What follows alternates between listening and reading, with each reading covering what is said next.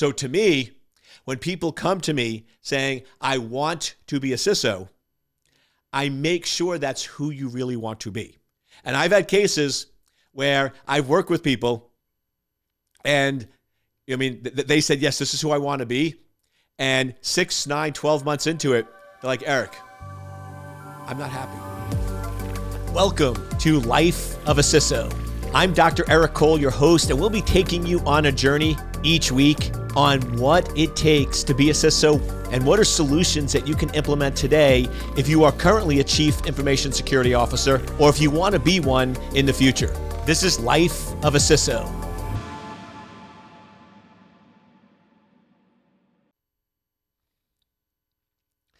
Welcome, welcome, welcome, welcome. You know what time it is. It's time. It is time for Life of a CISO with yours truly. Dr. E is in the house. We're starting a new year. We're starting off new strategy. For those of you that only listen to audio, you're missing out. But I am changing the look, right? The uniform is gone, at least for this episode, right? So for those that watch on video, let me know what you think. Do we like mixing it up a little bit? Getting to see the fashion style of Dr. Cole, or do we like the black shirt, gray suit jacket, sort of set uniform that I always used? I'm like, got to mix things up. You got to be authentic. You got to be real. So this episode, I'm really focusing in on something I've been spending a lot of time on, which is the concept of words matter. The words you say matter. The words you say to yourself matter, and the words you say to other people matter. I always joke, but when I was growing up, I was sort of that geeky kid. Right? I was that kid that when you look at class pictures and you see most of the kids like looking stylish. This would be back in the 70s, and so sort of like the nice shirt or the sports shirt and the jeans and the cool sneakers. And there was always that one kid that was wearing a tie and a button-down shirt that was ugly and a jacket that was even uglier, right? Like green shirt, yellow tie, plaid jacket. Yeah, that was me. I always joke back and forth. At times I'm like, did my parents hate me, or were they trying to sort of teach me to be bold, be different, and be strong? I'm not really sure. I definitely think it's the latter, but you always look at that stuff and laugh. But I was sort of that geeky kid. So I was picked on a lot, bullied a lot. I mean, if you ever need help in that area, let's sit down and grab a coffee, cigar, whatever your vice is, and we can definitely have a conversation. Because bullying to me is just a mean thing that kids do without even realizing it or knowing it. And that's why, to me, like cyberbullying, I am just on a mission, because kids don't even realize how much words matter and how much words hurt. But I grew up with the philosophy that my parents and teachers would always tell me. Because like when I would go in and be like, I'm being bullied, I'm being picked on, unfortunately, at that time, people didn't really want to deal with it, right? They just deal with it, accept it. It just happens. It's part of life. So there was this phrase that they would always tell me. They'd be like, Eric, sticks and stones may break your bones, but words will never hurt you. And I sort of would be like, okay, fine. So, sticks and stones will break my bones, but words will never hurt me. Now, I'll be honest with you. That is probably one of the biggest piles of you-know-what, right, that's out there on the planet. That is total lies. I will tell you, I've never had a broken bone, had my share of concussions, I'd had my share of injuries, being stabbed, being shot, and all those different things. And I will tell you, wounds heal. Yeah, there's still a few scars, but I don't think about that. It doesn't control my life. It doesn't dictate my life. It doesn't alter how I live. But I will tell you, words that people said have stayed with me for a lifetime. Right? People going in and saying, you're nerdy, you're a geek, nobody likes you, you don't have friends, you're an introvert. Those words, if you're not careful, can stick with you for a lifetime. They can control you. They can hold you in prison and destroy you. So to me, it's sticks and stones may break your bones, but words can destroy your life. All right, so we just want to be careful with the words that we use. And we just want to be careful that we're really teaching our kids that even though we have instant access to information and data 24/7 with these phones, one of the things I always teach people and I always live by, if you wouldn't tell somebody to their face, don't text it to them. And always do a 5-second rule. And the 5-second rule is when you are getting in an emotional conversation, like you're joking around with somebody, but all of a sudden it turns that corner. Right? We all know that. We're having a text message, we're having an online conversation, and all of a sudden somebody says something or posts something, and all of a sudden, like, we just feel it. You know what I'm talking about, exactly, that emotion, and it's like, ugh. And we just want to sort of attack and fire back, and like, they're wrong, I'm right, and just like go after them. Like they just struck a nerve, and you're like ready to attack. Is I always sort of go back and just wait 5 seconds. I usually, if I'm driving, I don't do this, but if I'm not driving, good advice, just sort of close my eyes.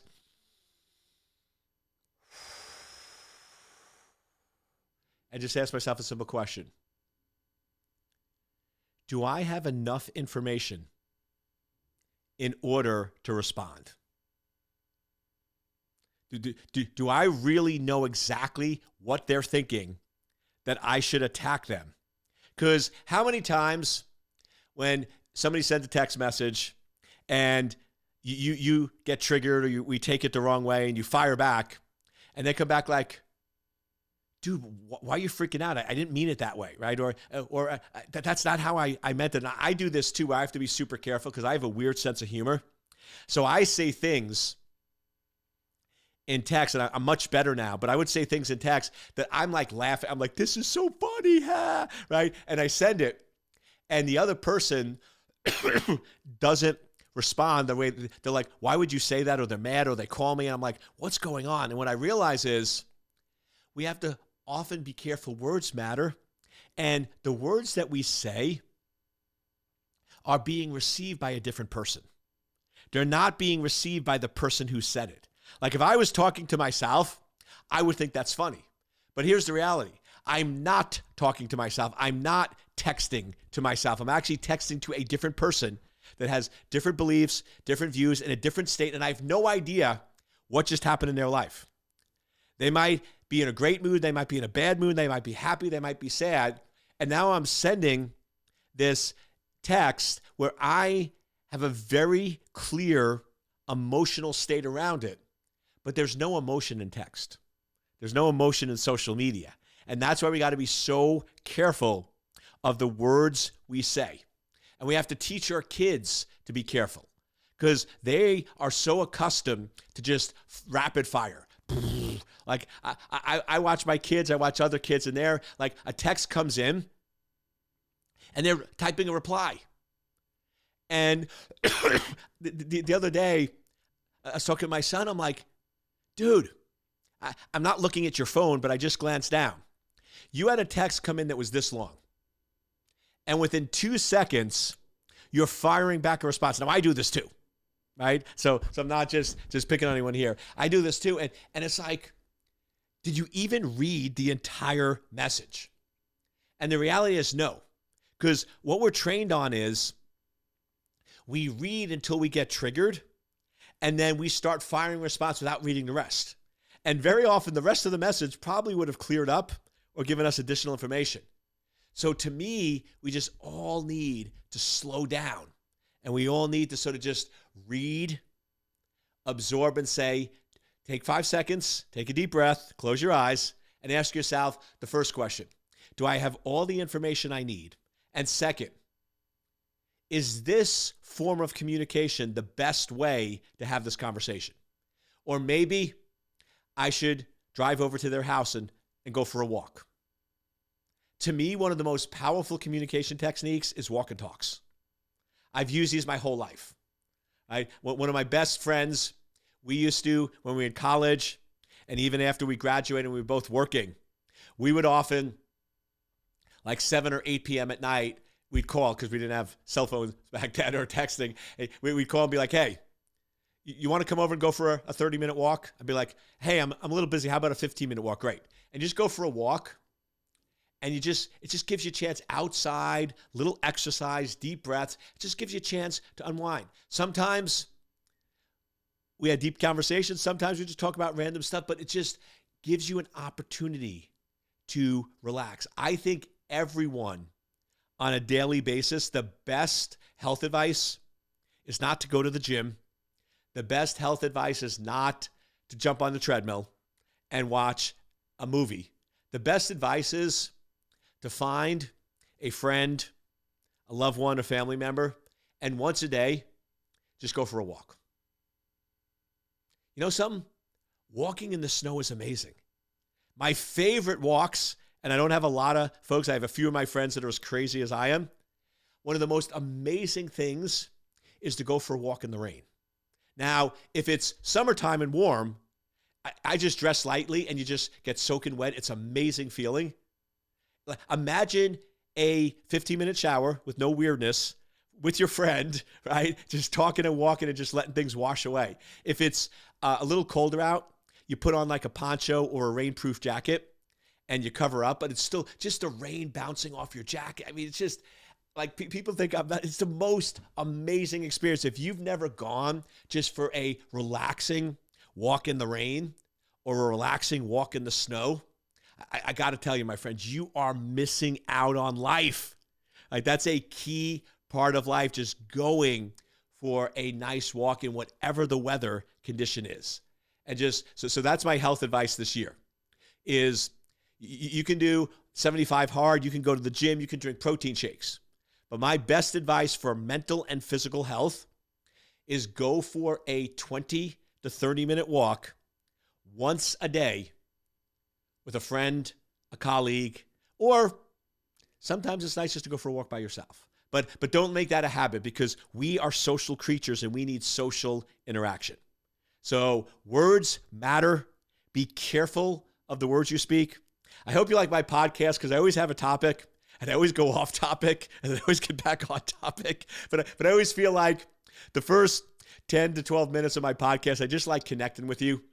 But before every podcast, I actually probably prep for 20, 30 minutes where I just sort of like do a little meditation, get in a connective state, connect with the universe, connect with you. And I'm like, what message or information does my audience need to hear? Like, what is a gift that I can give them? And then I basically just let it go. So that was my message to you. And now I'll sort of start turning the corner, because there was a theme to words matter. And not only do words matter, but the meaning of the word. And here's the problem. When I say a word, me and you both hear the same word. But if we apply different meaning to that word, we are actually not connecting and we're talking past each other. Because if I go in and I say hacker, and I mean a good ethical person that's securing and protecting computers, and you hear hacker and you think a criminal that breaks in and causes harm and steals from people, and we are going in and I start referring to myself or somebody else as a hacker, and we have a completely different meaning of the word, we're not going to have a good conversation, right? One of us is going to get frustrated, one of us is going to be annoyed, and one of us is going to walk away with the wrong impression, because not only do words matter, but the meaning of words also matter. And the word I want to talk about today is a word that's basically something we've been talking about for years. CISO. C-I-S-O. When I say CISO, what meaning does that have to you? And this is why we have to be so careful, because you are given the title, or you want the title of Chief Information Security Officer. You want that on your email signature. You want that on your business card. You might even want that on your jacket. I know more and more people put their title on their jacket, which I think is so cool because it is who you are, right? It's to me, the best of the best, whatever title it is, are not a job, but it's who they are, right? That's what I do with my coaching. Is the first thing I do if you decide to do coach. I'm always going to give you free podcast coaching, but if you want to work with me one-on-one and just sort of take your life, your career to the next level, I do have a limited number of spots where I do group and one-on-one coaching. But the first thing I'll do before I bring on any new client is in the first couple of engagements, I'll make sure that being a Chief Information Security Officer is who you want to be. It's who you want to become. It is your mission and purpose in life. And it's funny because I have coaching clients that aren't CISOs. They work in completely different fields. And people always go, why are they your client? I'm like, because I've helped them determine who they want to be. Now, they all originally came to me because they thought they wanted to be a CISO. To me, the biggest disservice of a coach is to give somebody what they want and ignore their needs. Because if you come to me and you think you want to be a CISO, but that's not what you need. You don't need to be a CISO. You actually need to be something else. You're thinking a CISO is filling a need and it's not. And I basically teach you and force you to be a world-class CISO, but you don't love it. It's not who you are and who you want to be. You're going to be miserable. You're not going to be as successful, and you're not going to have the amazing life that you deserve to have. So to me, when people come to me saying, I want to be a CISO, I make sure that's who you really want to be. And I've had cases where I've worked with people and they said, yes, this is who I want to be. And 6, 9, 12 months into it, they're like, Eric, I'm not happy. I don't love this. This is not what I thought. I know we had the conversation. So then I work with them and figure out what they really want to be. And I have clients who started off as CISOs and are now going in and they're doing business. They move back to security engineering. I have folks that are starting businesses from landscape to car detailing services. It's the craziest thing. But the reality is, like in one case, one of my favorite success stories is we're still great friends. I still coach him, and very, very successful car detailing service. But he was always told growing up that you can't make money. You can't be happy doing car detailing. Like he was great at it. He had a side gig in college, and he wanted to go into it full time, but everyone around him gave him really bad advice that you can't be successful doing that. So he's like, hey, I like details. I like specifics. I like coding.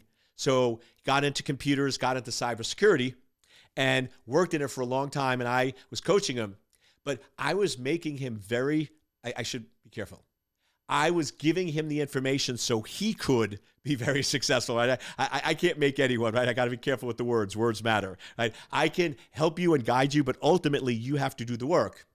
And he was doing the work and becoming very, very successful in being a world-class CISO.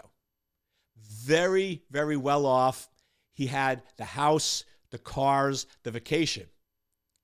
But I was noticing that he wasn't really happy. And it's because he wasn't really enjoying it. So we actually went in, transitioned him, and had him do what he loves, which is working with cars, detailing. He is making more money. I would consider him more successful, and he is more happy than when he was in corporate. So to me, I'm going to make sure that you really love this, because I love this. This is what I love to do. This is my purpose. This is my mission. If you've seen some of my new marketing, I'm really focusing this year more on contribution and giving back, and sort of calling myself, because we just need to wake people up, America's cybersecurity czar, because we are at war and people are getting hurt. I'm still going to do the CISO. I'm still going to do the coaching. I love it, but I'm really focused on contributing and helping people, helping individuals, helping companies, and just making a difference in the world instead of just making large amounts of money. So to me, words matter. So we need to make sure out of the gate that you have a clear meaning of Chief Information Security Officer. So that's the first thing I need to do, because you and me can't communicate. We can't talk. We can't have meaningful conversation if I say CISO and you think glorified security engineer, and I think CISO and I think an executive focused on growing the business with a focus on cybersecurity. And that's why you might have heard me start using a new phrase where I call the position now CO space IS. It's a chief officer focused on information security. And the reason I do that is because when I talk to executives, when companies call me up and go, Eric, we need a CISO. We've had a breach, we have a problem, we have an issue, we need a CISO. And I go in and I either take their existing CISO and turn them into a CISO, or I find them an amazing CISO and put them in position. They are frustrated and angry because what I was thinking and what they were thinking were two different things. And this is the problem. Executives, many of them still think a CISO is a glorified security engineer. It's just the top, it's the security engineer that's senior above all other security engineers. So it's the lead security engineer as a CISO. Here's the problem.